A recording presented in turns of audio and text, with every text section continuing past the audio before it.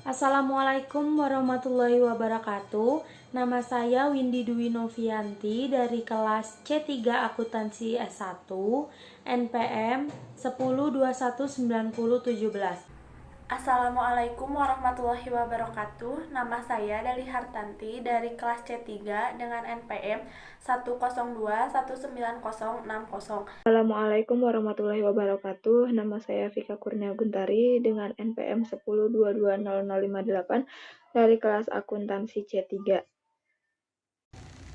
Assalamualaikum warahmatullahi wabarakatuh. Perkenalkan, nama saya Siti Ayuhanan dengan NPM 101190034.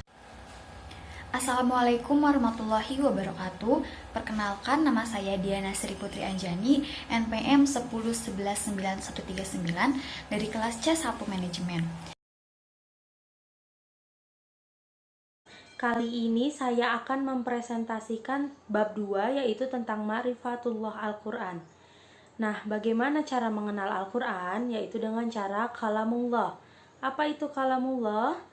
Kalam Allah dalam istilah ilmu nahwu adalah sesuatu yang dalamnya berkumpul 4 perkara, yakni lafaz atau ucapan, murokai atau tersusun, mufid memberi faedah, dan laila wa'di artinya sebuah tujuan. Dalam kitab Jumhuriyah, kalam adalah lafaz yang tersusun dan memberi faedah dengan menggunakan bahasa Arab. Kalamullah adalah dua unsur dari kata lafaz kalam dan Allah. Firman Allah dalam membentuk wahyu ditempatkan kepada para nabi dan rasulnya melalui Jibril. Proses turunnya Al-Quran itu ada berapa sih? Nah, proses turunnya Al-Quran itu ada 3, yaitu yang pertama, ada Al-Quran langsung secara sekaligus dari Allah ke Al-Mahfuz. Yang kedua, ada Al-Quran diturunkan dari Laulul Mahfuz ke Al-Isra atau tempat yang berada di langit dunia. Yang ketiga, yang terakhir, ada Al-Quran yang diturunkan dari Bait Al-Izzah ke dalam hati Nabi dengan jalan beransur-ansur sesuai dengan kebutuhan. Di sini saya akan memaparkan materi pertemuan 3 mengenai Ta'rifatul Quran atau mengenal Quran. Mukjizat Al-Quran. Mukjizat adalah hal luar biasa yang Allah berikan kepada seorang nabi atau rasul untuk membuktikan kebenaran pengakuan kenabian atau kerasulannya. Nah, maksudnya itu Allah itu memberikan mukjizat kepada seorang nabi agar diketahui benar atau enggak nabi atau rasulnya. Biasanya itu bersifat menantang umatnya yang tidak beriman kepadanya. Al-Quran sesuatu yang luar biasa yang tidak dapat disaingi. Syarat-syarat mukjizat. Yang pertama itu sesuatu yang tidak bisa dilakukan selain Allah Subhanahu wa taala. Nah, jadi syarat-syarat biar mempunyai mukjizat itu sesuatu yang nggak bisa dilakukan selain oleh Allah, jadi cuma Allah aja yang bisa melakukan itu. Lalu yang kedua itu sesuatu yang di luar kebiasaan yang tidak bisa dilakukan selain Allah, jadi keajaiban luar biasa yang nggak bisa dilakuin selain Allah. Lalu yang ketiga itu disampaikan terkait syariat atau dakwah. Selanjutnya itu terjadi karena adanya penentangan. Kalau misalkan tidak adanya penentangan itu tidak termasuk syarat-syarat mukjizat. Lalu yang kelima itu seseorang tidak dapat mendatangkan terhadap orang yang menentang sebagai pembuktian. Selanjutnya itu ada unsur mukjizat. Unsur mukjizat itu yang pertama, hal peristiwa yang luar biasa. Mukjizat itu sesuatu hal yang sangat luar biasa. Yang kedua itu terjadi atau dipaparkan oleh seseorang yang mengakui nabi. Kalau misalkan ada orang yang mengakui nabi, berarti itu orang harus mempunyai mukjizat. Kalau tidak mempunyai mukjizat, itu berarti tidak ada bukti kenabian atau kerasulannya. Lalu yang ketiga itu mengandung tantangan terhadap yang meragukan kenabian. Yang keempat itu tantangan tersebut tidak mampu atau gagal dilayani. Kalau misalkan ada tantangan terhadap yang meragukan kenabian itu, tapi dia itu nggak bisa melakukan tantangan itu, berarti itu gagal atau tidak mampu. Selanjutnya itu ada macam-macam mukjizat. Mukjizat itu ada dua. Yang pertama itu ada mukjizat itisi dan kedua itu mukjizat manawi. Nah, selanjutnya ada juga aspek-aspek mukjizat ke Al-Quran. Yang pertama itu tentunya aspek bahasa dan sastra. Yang kedua itu aspek isyarat ilmiah. Yang terakhir itu ada aspek hukum. Aspek hukum itu terbagi menjadi tiga. Ada aspek hukum akhlak, ada hukum akidah, dan yang terakhir itu hukum syariat. Hukum syariat juga terbagi menjadi dalam beberapa kelompok. Yang pertama itu ada hukum ibadah, hukum muamalah, hukum perkawinan, hukum waris, hukum pidana, dan yang terakhir itu hukum politik. Nah, ada beberapa alasan Al-Quran diturunkan secara berangsur-angsur. Yang pertama itu menguatkan. Turunnya wahyu yang berangsur-angsur itu merupakan dorongan untuk gigih dakwah. Yang kedua itu menenangkan hati Nabi, karena jika sekaligus turun akan membuat Nabi gelisah seperti halnya sifat manusiawi pada umumnya. Lalu yang ketiga itu menentang dan melemahkan para penentang Al-Quran. Jadi untuk menentang dan melemahkan orang-orang yang menentang Al-Quran. Lalu yang selanjutnya itu ada memudahkan untuk dipahami dan dihafal.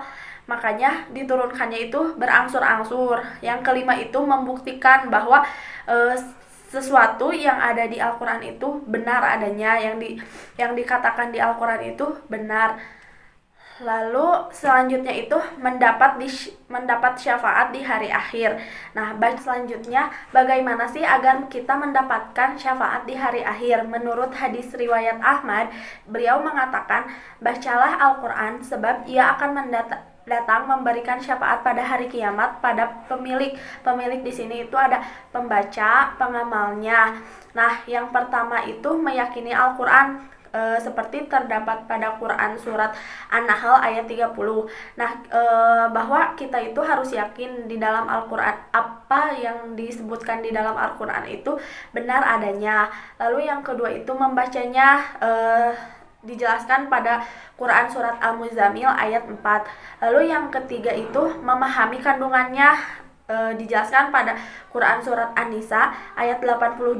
Nah, setelah kita membacanya, kita juga tentu harus memahami kandungannya, karena setelah kita memahami kandungannya itu sangat luar biasa. Lalu yang keempat itu mengamalkannya. Nah, setelah dibaca lalu sama kita dipahami kandungannya, kita juga mengamalkannya kepada teman-teman, saudara, ataupun masyarakat lainnya, seperti pada Quran surat An-Nur. Lalu yang kelima itu terlibat dalam kemasyarakatnya, terdapat pada Quran surat An-Nahl.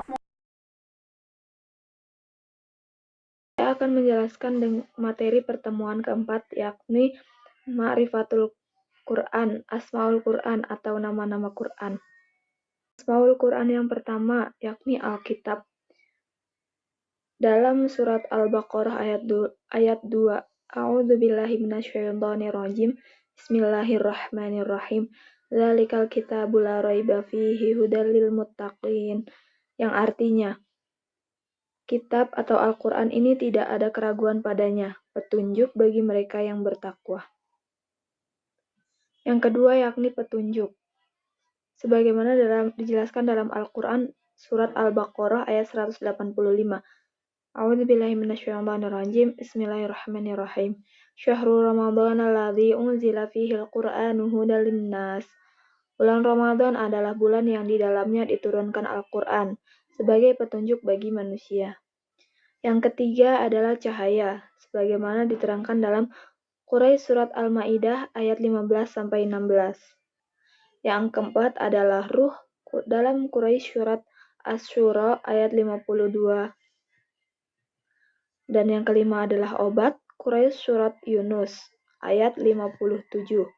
Hai manusia, sesungguhnya telah datang kepadamu pelajaran dari Tuhanmu, dan penyembuh bagi penyakit-penyakit yang berada dalam dada, dan petunjuk serta rahmat bagi orang-orang yang beriman. Yang keenam, ada kebenaran. Seperti dalam Quraisy surat Al-Baqarah ayat 147. A'udzu billahi minasyaitonir rajim. Bismillahirrahmanirrahim. Al-haqqu mir rabbik fala takunanna minal mumtarin. Yang ketujuh, penerangan. Seperti dalam Quraisy surat Ali Imran ayat 138.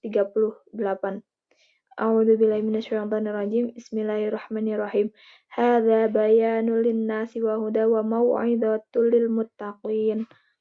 Yang kedelapan, pelajaran. Quraisy surat Al-Qamar ayat 17. Bismillahirrahmanirrahim. Walaqad bassarnal Qur'ana lidzikri fahal mim mudzakir. Kesembilan, berita gembira. Seperti dalam Quraisy surat An-Nahl ayat 89. Bismillahirrahmanirrahim.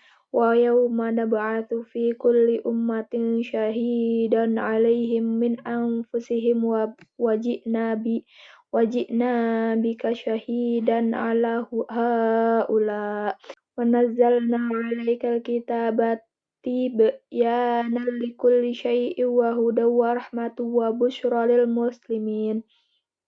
Dan ingatlah pada hari ketika kami bangkitkan pada setiap manusia orang saksi atas mereka dari mereka sendiri, dan kami datangkan engkau Muhammad menjadi saksi atas mereka, dan kami turunkan kitab Al-Quran kepadamu untuk menjelaskan segala sesuatu sebagai petunjuk serta rahmat dan kabar gembira bagi orang yang berserah diri atau muslim. Dan yang ke-10, Az-Zikra atau ke-9, berita gembira. Seperti dalam Quraisy surat An-Nahl ayat 89. Bismillahirrahmanirrahim. Wa yawma nab'atsu fi kulli ummatin syahidan 'alaihim min anfusihim wa ji'na bika syahidan 'ala haula wa nazzalna 'alaikal kitaba tibyanan. Yang ke-10, Az-Zikra. Quraisy surat Al-Hijr ayat 9. Bismillahirrahmanirrahim. Inna nahnu nazzalna dzikra wa inna lahu lahafidhun. Sesungguhnya kamilah yang menurunkan Al-Quran, dan pasti kami pula yang memeliharanya. Yang ke-11, Al-Furqan. Quraisy surat Ali Imran ayat 4. Sebelum Al-Quran menjadi petunjuk bagi manusia dan Dia menurunkan Al-Furqan, sesungguhnya orang-orang yang kafir terhadap ayat-ayat Allah akan memperoleh siksa yang berat, dan Allah Maha Perkasa lagi mempunyai balasan siksa. Yang kedua, rahmat. Quraisy surat Al-Jasiyah ayat 20. Bismillahirrahmanirrahim. Hada basyirul linnasi wa hudan wa rahmatul liqaumin yuqinun. Al-Quran ini adalah pedoman bagi manusia, petunjuk dan rahmat bagi kaum yang meyakini. Di sini saya akan menjelaskan atau memaparkan materi tentang Al-Quran sebagai pedoman hidup yang ada di materi pertemuan 5. Al-Quran sebagai pedoman hidup. Al-Quran adalah buku pedoman yang diciptakan oleh Allah Subhanahu wa Ta'ala. Tujuan Al-Quran dijadikan buku pedoman adalah agar umat manusia selamat di dunia dan di akhirat. Tempat sistematisnya Al-Quran adalah di lemari, bibir, otak, dan kolbu. Al-Quran harus dibaca dan hati-hati salah mengambil pesan. Ada dua makna membaca, yaitu membaca membuat tidak tahu, menjadi tahu, dan yang kedua adalah membaca merubah bentuk lambang menjadi bunyi. Salah mengartikan makna membaca akan berakibat fatal. Pemahaman boleh saja berbeda asalkan masing-masing pemahaman itu tidak ada yang melanggar Al-Quran. Guna Al-Quran menurut Allah dan Rasulnya sesuai dengan petunjuk yang ada di Quran surat Al-Isra ayat 9, yang artinya sesungguhnya Al-Quran ini memberikan petunjuk kepada jalan yang lebih lurus dan memberi kabar gembira kepada orang-orang yang mukmin, yang mengajarkan amal soleh bahwa bagi mereka adalah pahala yang besar. Penggunaan Al-Quran di lapangan biasanya ada 3, yaitu syair, mantra, dan pedoman hidup. Jika Al-Quran dijadikan sebagai mantra dan syair saja, akan berdampak rugi bagi kita. Tapi jika Al-Quran dijadikan pedoman hidup, akan sangat-sangat bermanfaat bagi hidup kita. Jika kita melanggar buku pedoman atau Al-Quran, akan terjadi gangguan keharmonisan jiwa atau stres. Peringatan jiwa melanggar Al-Quran ialah alarm jiwa akan berbunyi atau terganggu atau stres. Seperti halnya di surat Al-Baqarah ayat 38, yaitu turunlah kamu semuanya ke surga itu, kemudian jika datang petunjuk-petunjukku kepadamu, maka siapa yang mengikuti petunjukku niscaya tidak ada kekhawatiran atas mereka dan tidak pula mereka bersedih hati. Melanggar Al-Quran berarti mengundang kerugian. Asal muasal stres karena ada ayat Al-Quran yang dilanggar. Cara menggunakan ajaran Al-Quran sebagai pedoman hidup adalah ada 3, yaitu 1. Harus kafah atau sesuatu dikatakan benar bila tidak satu pun ayat Al-Quran yang dilanggar. Yang kedua, gunakan secara konseptual atau sesuai dengan situasi dan kondisi. Yang ketiga, yaitu Al-Quran membimbing agar kita taat kepada Allah dan Rasul-Nya. Sekarang di sini saya akan melanjutkan pemaparan materi pendidikan agama Islam untuk materi 6, yaitu tentang tafakur, prinsip-prinsip utama kecerdasan berinisial atau berintelektual. Manusia adalah makhluk yang diberi kebiasaan dapat berpikir dan merasakan potensi manusia, yaitu akal untuk berpikir atau membayangkan dan kolbu untuk merasakan dan menyadari. Hakikat manusia adalah sebagai makhluk yang lemah, fitrah, bodoh dan fakir, sebagai yang dimuliakan, manusia yang diberi ruh, alam semesta dan keistimewaannya, dan sosok yang dibebani untuk beribadah, khalifah. Dan yang keempat adalah sebagai bebas memilih, yang mempunyai iman dan kufur. Yang terakhir yang nanti akan mendapat balasan, yaitu surga dan neraka. Untuk memberikan pengertian pada akal, caranya yaitu dengan mengajaknya berpikir, dan untuk memberikan pengertian kepada kolbu dengan cara melalui permisalan.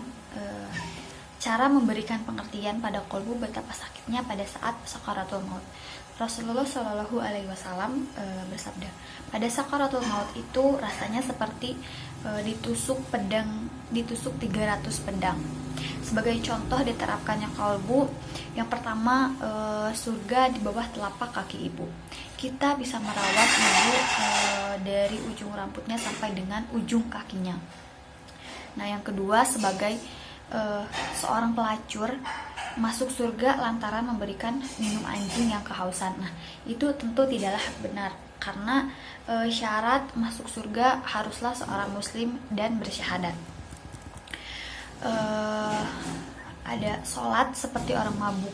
Sebelum sholat tidak baik meminum minuman keras karena kesadaran kita akan hilang. Nah, terus ada maksiat sama dengan tekan kontrak, kita tinggal di neraka. Nah, itu tidaklah benar, karena baik dan buruknya kita hanya Allah lah yang tahu. Nah, lalu ada salah satu rukun haji adalah melempar jumroh. Lalu kebanyakan manusia tidur, tapi ketika mati ia terbangun. Bersabarlah di dunia, dalam hadis dari Abu Hurairah radhiyallahu anhu. Fitnah lebih kejam daripada pembunuhan. Nah, terus membentuk nisan yang berotak ke Jerman tapi berhati Mekah. Lalu sebaik-baiknya manusia adalah yang paling banyak manfaatnya bagi manusia lain. Mungkin cukup sekian yang bisa saya sampaikan. Mohon maaf bila ada kesalahan kata. Semoga pemaparan materi ini bisa bermanfaat. Terima kasih. Wassalamualaikum warahmatullahi wabarakatuh.